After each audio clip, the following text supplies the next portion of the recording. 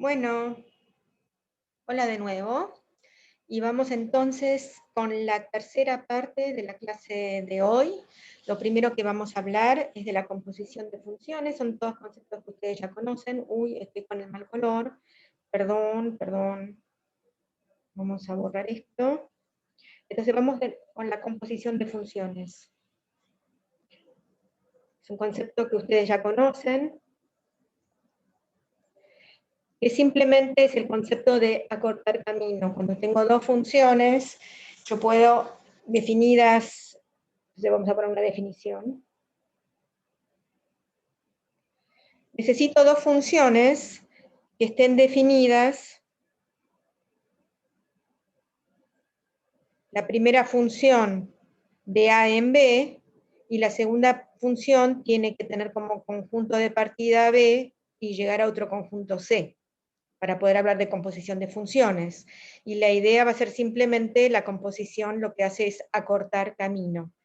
En lugar de pasar por el punto intermedio, por el conjunto intermedio B, simplemente va directo de A a C. ¿Y cómo se define esto?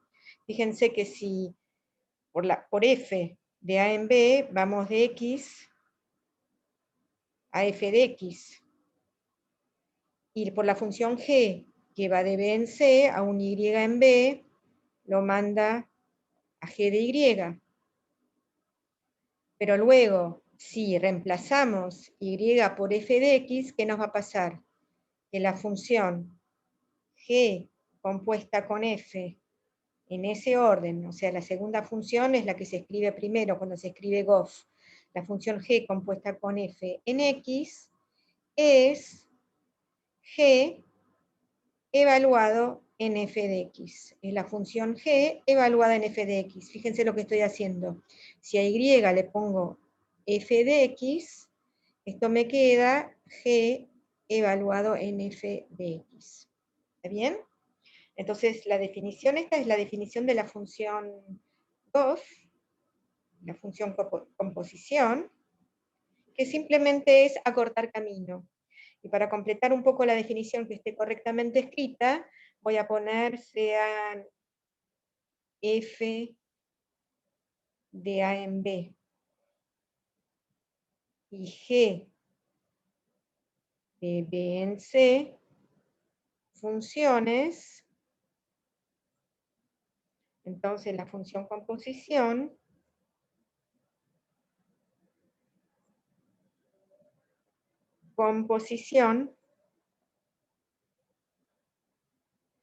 G compuesta con F de A en C, acorta camino, está dada por el siguiente esquema. ¿Está bien? Es simplemente acortar camino, pero yo recomiendo mucho siempre hacerse este diagramita para no confundirse. Entonces hagamos un ejemplo con nuestros diagramas de Venn, para que se den cuenta de lo que estoy diciendo. Imagínense que tengo mi conjunto A, que tiene 1, 2, 3, 4 elementos, le puse 1, 2, 3, 4 elementos. Mi conjunto B, que tiene, no le pongo nombre a los elementos porque mucho no importa en esta representación, 3, 4, 5 elementos, y el conjunto C pueden tener cualquier cantidad de elementos, yo le pongo así como al tuntún, 2, 3, 4, 5, 6, 7. Y acá tenemos la función f, que va de A en B, y acá tenemos la función g, que va de B en C, y pongo unas flechitas que me van a indicar cómo van los elementos, ¿no? Por ejemplo, bueno, no voy a seguir lo que preparé, pero pongamos que es así, así, y así.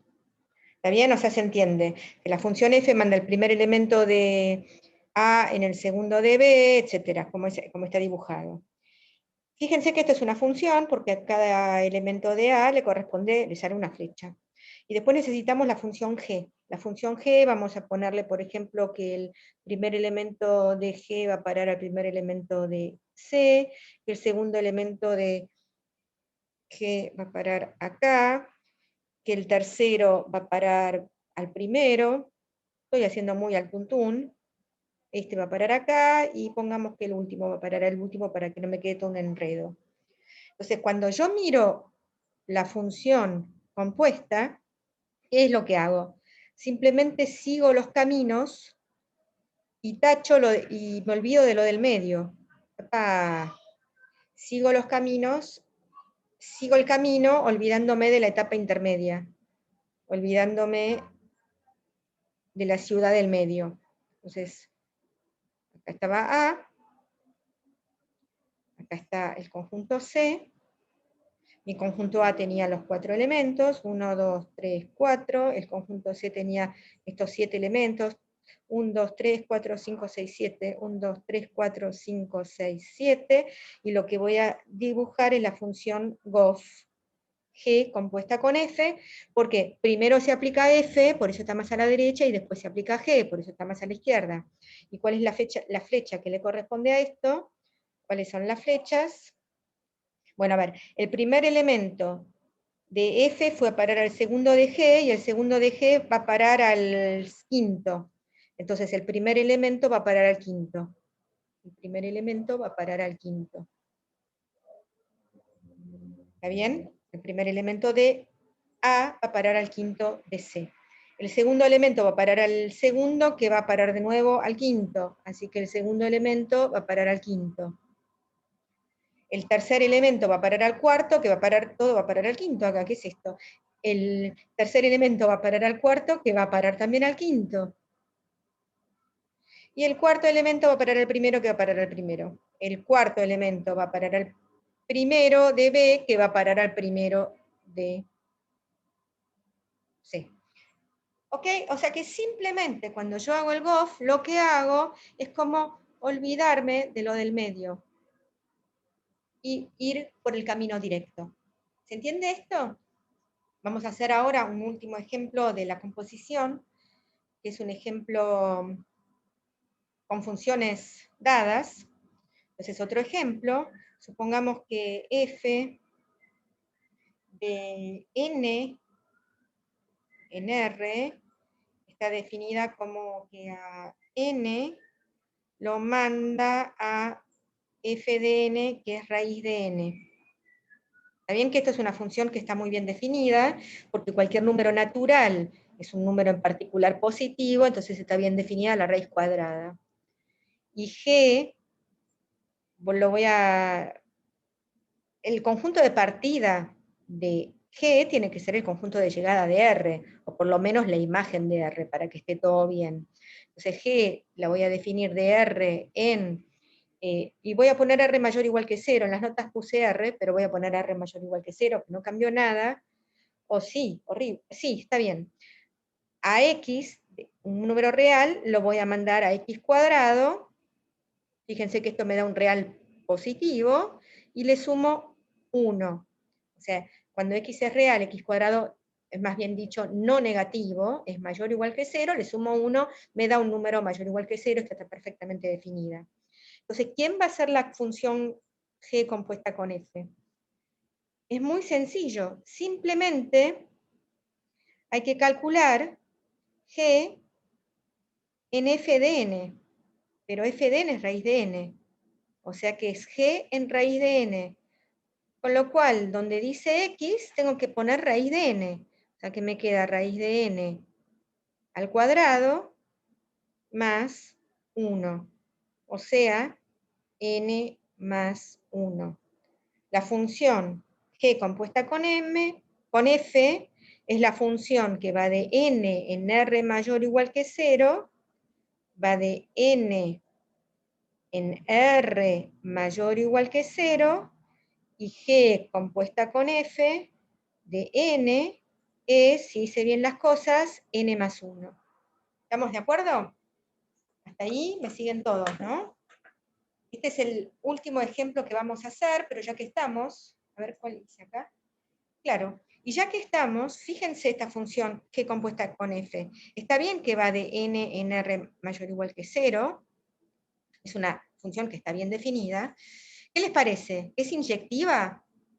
¿Es inyectiva o no es inyectiva? Y sí, ¿no? Parece que es inyectiva, porque Si n más 1 es igual a m más 1, o sea, tengo dos imágenes distintas, entonces n igual a m. Entonces provenían del mismo antecedente. Lo dije mal, va de nuevo.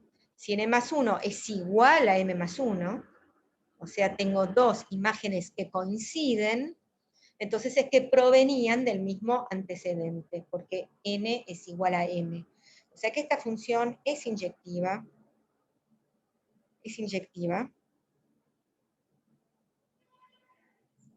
pues si n más 1 es igual a m más 1, entonces n es igual a m. O sea, si gof de n es igual a gof de m, implica que n es igual a m. ¿Y es sobreyectiva? ¿Qué les parece? ¿Es una función sobreyectiva si la miro en R mayor o igual que 0 como conjunto de llegada? ¿Qué les parece? Parece que no, ¿no? No.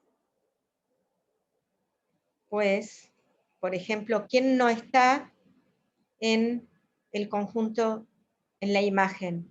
Por ejemplo, siempre para decir que no es sobreyectiva alcanza con dar un elemento que no está en la imagen. 0 no pertenece a la imagen. No existe n en n tal que g compuesto con f de n sea igual a 0. ¿Está bien? En realidad, ¿quién es la imagen de esta función? Y bueno, esta función es simplemente la función tomar al siguiente, la función sucesor. Entonces, ¿quién va a ser la imagen?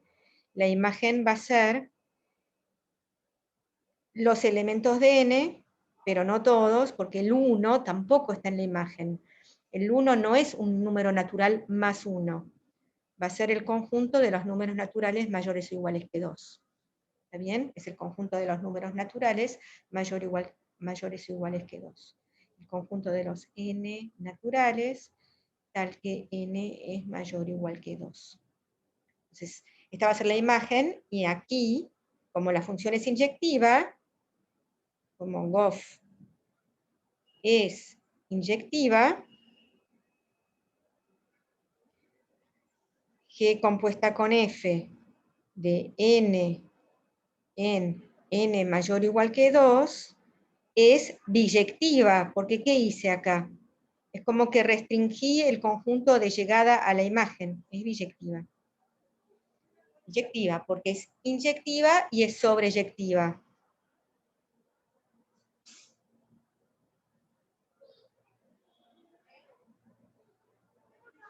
Conjunto de llegada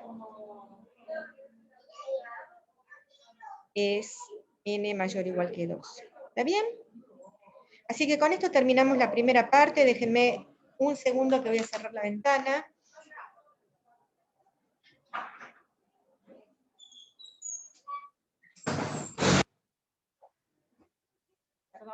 Perdón. Y pasamos a la segunda parte de la clase de hoy, que tiene que ver con la función inversa y también la relación de la función inversa con la composición.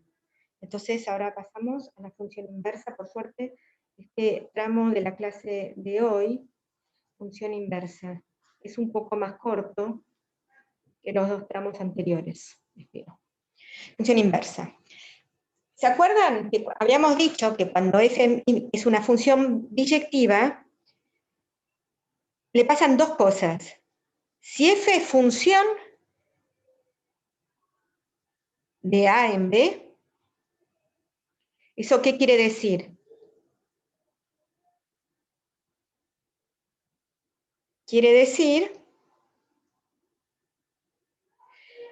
que para todo x en a existe un único y en b, tal que f de x era igual a y. Esto es lo último que hice la clase pasada.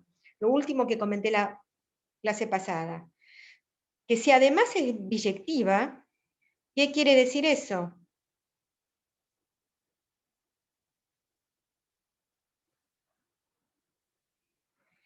Es biyectiva, quiere decir que además, para todo y en B ahora en el conjunto de llegada, existe un único x en A, tal que f de x, y es igual a f de x. O sea que como de alguna manera podemos dar vuelta a las cosas y podemos mirar lo que se llama la función inversa.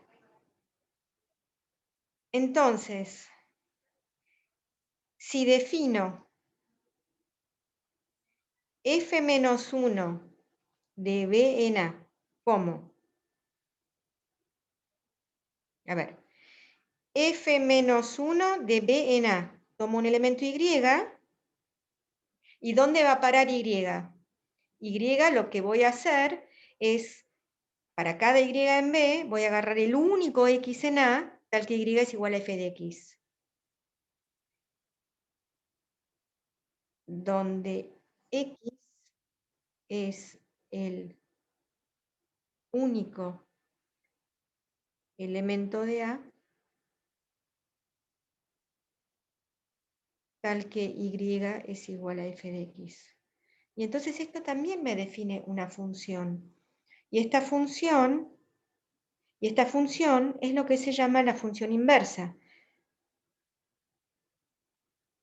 Esta función es lo que se llama la función inversa. Ustedes también la conocen ya, esta función inversa. ¿Está bien? Vamos a hacer de nuevo unos diagramitas. Esta función es lo que se llama la función inversa.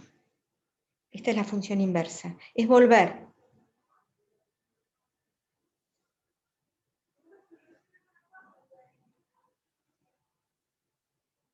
Inversa de f.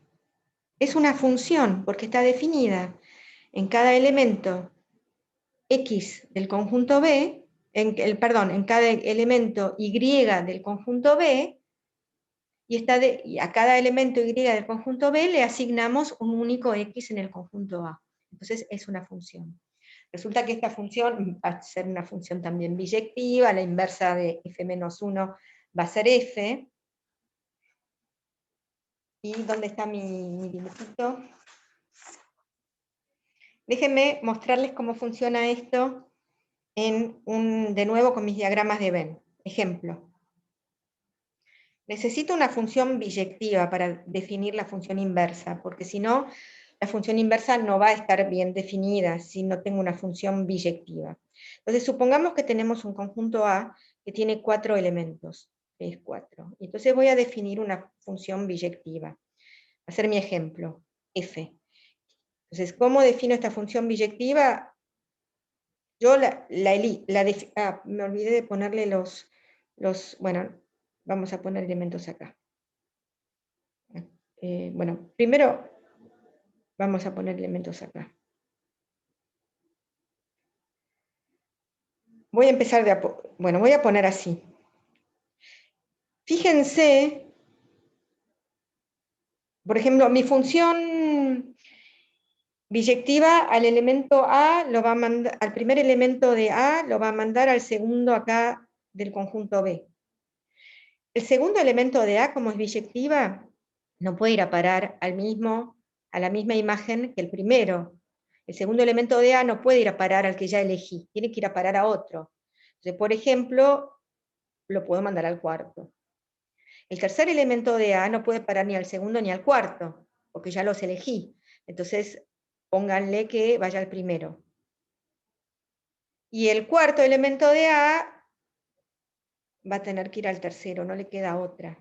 Y una cosa que estoy observando acá es que si voy a tener una función biyectiva de un conjunto de 4 elementos en otro conjunto, el segundo conjunto también tiene que tener 4 elementos, no le queda otra. Porque si tuviera más elementos, habría alguien en B que no está en la imagen. Así que B tiene que tener la misma cantidad de elementos que el conjunto A. Una función biyectiva, el cardinal del conjunto, la cantidad de elementos del conjunto de partida, es el mismo que la cantidad de elementos del conjunto de llegada. Y entonces, fíjense que a cada elemento de A le sale una flecha, pero cada elemento de B recibe una única flecha. Entonces yo puedo mirar, voy a mirar las cosas al revés. Si yo doy vuelta a las cosas, si yo doy vuelta a las flechas, la voy a dar vuelta en color turquesa, si yo doy vuelta a las flechas, ¿qué me pasa? Lo que estoy haciendo cuando doy vuelta a las flechas es definir la función f-1, que parte de B con sus 4 elementos y llega a A con sus 4 elementos. Parte de B y llega a A. ¿Y cómo es esa función? Y simplemente lo que tenemos que hacer, ya se dieron cuenta y ya lo saben, es mirar las cosas al revés. ¿Dónde va a parar el primer elemento de B? Según la flecha turquesa, al tercero de A. El primer elemento de B va a parar al tercero de A. ¿Dónde va a parar el segundo elemento de B, según de nuevo la flecha turquesa? Al primero de A. Segundo de B al primero de A. ¿Dónde va a parar el tercer elemento de B? Al cuarto de A. Tercer elemento de B al cuarto de A. Y cuarto elemento de B al segundo de A. Y esta es la función inversa. Simplemente. Entonces, cuando uno tiene una función biyectiva, siempre está esta noción de función inversa. Entonces, ejemplos, para terminar, ejemplos. Vamos a ver 2 ejemplos. Uno, la función que recién vimos, que la voy a llamar h porque es la g o f de antes, que va de n en n mayor o igual que 2, fíjense que definida por h de n igual a n más 1, como que la función sucesor, la función que a n lo manda al siguiente, n más 1. ¿Quién se les ocurre? Es una función biyectiva, acabamos de decir. ¿Quién es la inversa? Entonces, para calcular la inversa, lo que tengo que hacer es despejar las imágenes en función del antecedente.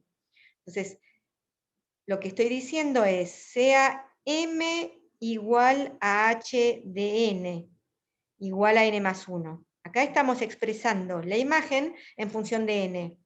Para calcular la inversa, despejo n en función de m. Para calcular la inversa, despejo los antecedentes n en función de m. Entonces, si m es n más 1, entonces n, ¿quién es? M menos 1. Acá despejé el antecedente n en función de su imagen. Y entonces me dice que h menos 1, que va de n mayor o igual que 2 en n, es la función definida. Lo puedo escribir en n o en m. Yo por simplicidad la voy a escribir en m, así no nos confundimos. H de m es este n, que era m menos 1. H de m es m menos 1. Esta es la función inversa, y verifiquemos que efectivamente va de n mayor o igual que 2 a n, que es n mayor o igual que 1. El primer elemento 2 va a parar al 1, el 3 va a parar al 2, el 4 va a parar al 3. O sea que si h era la función sucesor, h menos 1 en este caso es la función predecesor, que precede. Y el otro ejemplo interesante que voy a hacer es el que vimos la clase pasada. Teníamos f, que era nuestra biyección de n en z, que estaba definida como f de n era n menos 1 sobre 2 si n es impar, y menos n sobre 2 si n es par. Y habíamos demostrado, al final del trozo pasado, de la parte pasada, habíamos demostrado que esta función f es biyectiva, y habíamos despejado las imágenes en función de... Habíamos despejado los k que estaban en z, en la imagen, en función de los n, f-1 de k, habíamos despejado en la parte anterior, al final de la parte anterior, y habíamos dicho que f-1 de k era 2k más 1 si k es mayor o igual que 0, y menos 2k si k es menor que 0. Fíjense que efectivamente esta función es una función que va de los números enteros a los números naturales. Si k es mayor o igual que 0, 2k más 1 es un número impar, natural, mayor o igual que 1, y si k es menor que 0, o sea, es más chico, es más negativo que menos 1, entonces menos 2k me va a dar un número natural mayor o igual que 2, me va a dar un número natural par. Así que simplemente cuando uno busca la función inversa es despejar los antecedentes en función de las imágenes para tener la escritura de la función inversa. ¿Y qué cumple esto? ¿Qué tiene que ver esto con la composición? Relación con la composición. En mis dos ejemplos.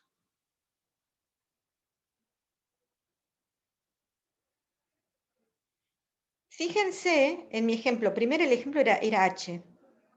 Teníamos h que iba de n en n mayor o igual que 2, esta era h, y podíamos volver a n con h menos 1.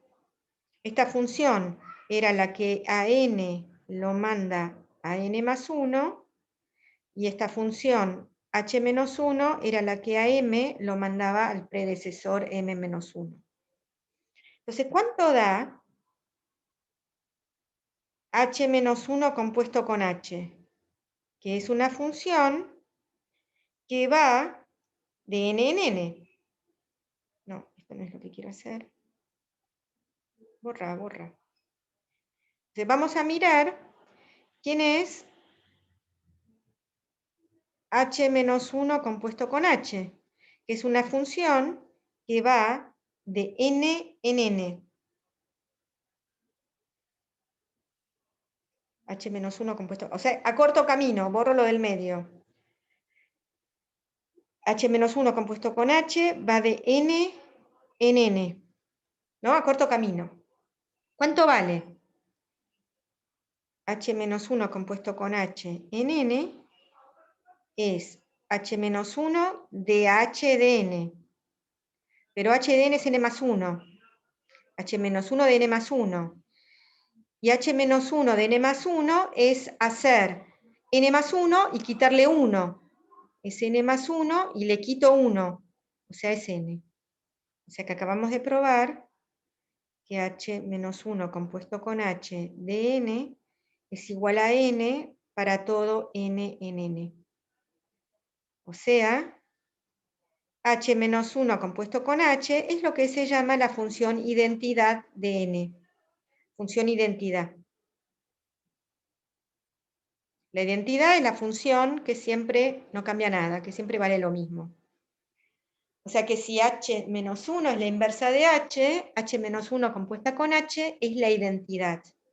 ¿Y qué pasa con la vuelta? ¿Qué pasa si yo primero miro h menos 1, que va de n mayor o igual que 2 en n, y después miro h? Puedo componer así también. ¿Está bien? ¿Qué pasa con la composición esta? Que es h compuesto con h menos 1, que va de n mayor o igual que 2 a n mayor o igual que 2. Fíjense que por eso les recomiendo que siempre hagan este diagramita para no confundirnos de dónde salimos a dónde llegamos. Siempre conviene hacer estos diagramitas, estos dibujitos. Bueno, calculemos H compuesto con H-1 en un M mayor o igual que 2. H compuesto con H-1 en un M mayor o igual que 2 era, ¿cuánto es H-1 de M? Es el predecesor, es H de M-1, pero H era la función sucesor, M-1 más 1 es igual a M. O sea que también vale que H compuesto con H-1 de M es igual a M para todo M en N mayor o igual que 2. O sea, H compuesto con H-1 es la identidad del conjunto N mayor o igual que 2, la función identidad. Es la función que en cualquier M vale el mismo M. Esto para el ejemplo 1. ¿Se entiende esto? ¿Cuál es el comportamiento de la función inversa con la composición? Hagamos lo mismo ahora para nuestro segundo ejemplo. Nuestro segundo ejemplo que habíamos visto de mi función f de n en z, que era que f de n era n menos 1 sobre 2 para impares y menos n sobre 2 para n par. Menos n sobre 2 para n par. Y la función g, que era de z en n, f de k, g de k, me conviene siempre cambiar los nombres para no confundirme. ¿Cuál es la función g? Habíamos dicho, 2k más 1 para k mayor o igual que 0 y menos 2k para k menor que 0. Entonces calculemos, primero, esta era la función f-1, le voy a poner f-1 en lugar de g, la función f-1.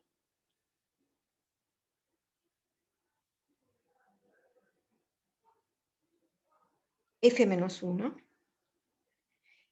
Y lo que vamos a hacer es calcular, por un lado, f-1 compuesta con f, o sea que parto de n con f llego a z, y con f-1 vuelvo a n. Y esto es f-1 compuesto con f. Y vamos a calcular por otro lado después f compuesto con f-1. Entonces, ¿cuánto es f-1 compuesto con f de un n? Esto es f-1 de f de n. Ahora, f de n está definida en función de si n es impar o si n es par. Entonces, esto lo vamos a dividir en dos casos, ¿no? Si n es par, si n es impar primero, es f-1 de n impar. N impar, n-1 sobre 2. Si n es impar, y es f-1 de menos n sobre 2, si n es par. Pero ahora, ¿qué pasa? f-1 también está definida por casos, pero nos damos cuenta, observamos, que para n en n,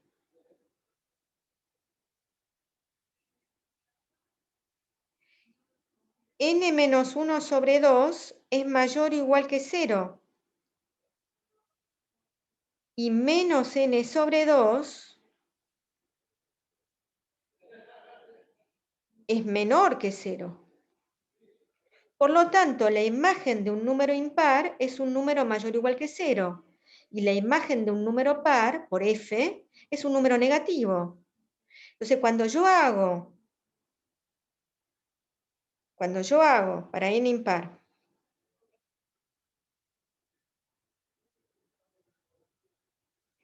f-1 de n-1 sobre 2, caigo en mirar f-1 para los números mayores o iguales que 0, porque n-1 sobre 2 es mayor o igual que 0.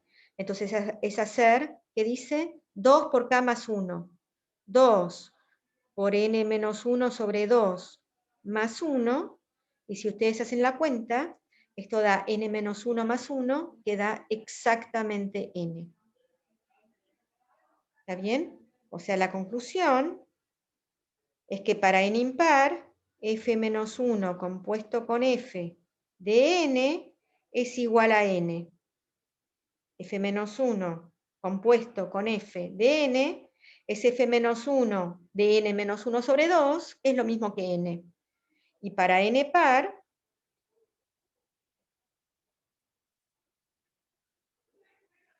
f-1 de menos n sobre 2, como menos n sobre 2 es ahora un número que es negativo, hay que mirar el segundo renglón de la definición de f-1, que lo define para los números k negativos.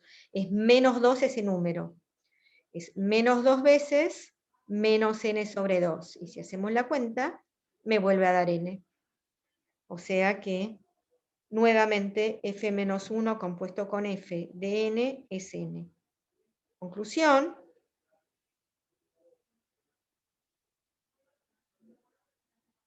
f-1 compuesto con f de n es igual a n para todo n en n, o sea, f-1 compuesto con f es la identidad de n. ¿Está bien? Y ahora se van a imaginar qué es lo que pasa para f compuesta con f-1. Se van a imaginar y se van a animar a hacerlo. Ejercicio. Mostrar que f compuesto con f-1, que ahora es una función que va de z en z, f compuesta con f-1, porque f-1 iba de z a n, esto es f-1, y después de n en z tenemos f, entonces f compuesto con f-1 va de z a z, mostrar que satisface, ¿qué cosa? ¿Qué se les ocurre? F compuesto con f-1 en K, ¿cuánto va a valer? Seguramente para todo K en Z. Y si la cosa viene bien, como venimos haciendo, va a ser K para todo K en Z. O sea que F compuesto con f-1 va a ser la identidad de Z. ¿Está bien esto? Esto les queda como ejercicio. Pero la conclusión de toda esta parte es una proposición que no la vamos a demostrar. Vamos a empezar las demostraciones a partir de la clase que viene, las demostraciones teóricas. Vamos a empezarlas a partir de la clase que viene, así que ahora no la voy a demostrar. La demostración está en el apunte, consta de 2 partes. Entonces, sea f de a en b una función biyectiva. Consta de 2 partes. Biyectiva. Entonces, f-1 compuesto con f, que va de a en a, satisface f-1 compuesto con f es la identidad del conjunto A. Es la función que a todo x en A lo vuelve a mandar al mismo x. Y f compuesto con f-1, que va de b en b, es la función que satisface que f compuesto con f-1 es la identidad de b. Que para todo y en b lo vuelve a mandar ahí el mismo y. Esa es la primera parte de la proposición. Y la segunda parte de la proposición permite detectar cuando una función es biyectiva si uno encuentra un candidato a función inversa. ¿Qué quiero decir con esto? sea f de a en b una función que no sé a priori que es biyectiva. Pero supongamos que existe G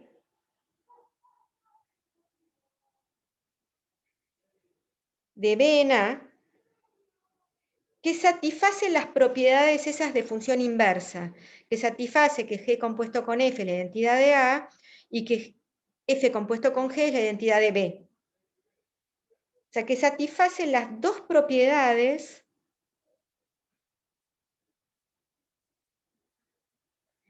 que satisface la función inversa.